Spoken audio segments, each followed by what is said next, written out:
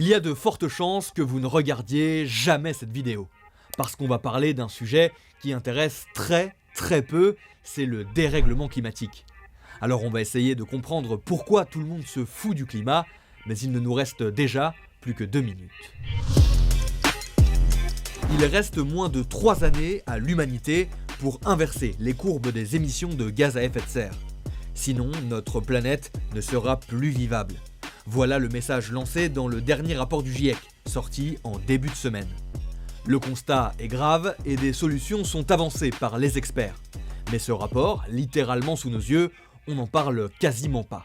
La réaction de la part des médias qui sont quand même censés informer tous les citoyens est trop minime comparée à l'urgence qui est criée de la part des scientifiques.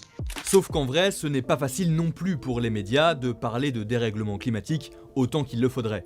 Moi par exemple, je suis journaliste chez LN24 et ici nos vidéos, reportages et articles sur la question climatique n'intéressent pas beaucoup.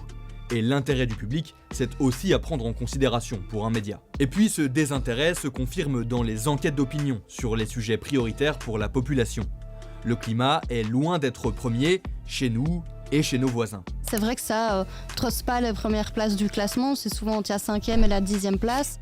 Ça paraît hyper paradoxal d'être nous-mêmes aussi désintéressés de l'extinction de notre planète, et donc de notre espèce. Mais il y a aussi des explications psychologiques. Notre cerveau humain fonctionne en priorisant nos besoins essentiels, c'est-à-dire manger ou se reproduire.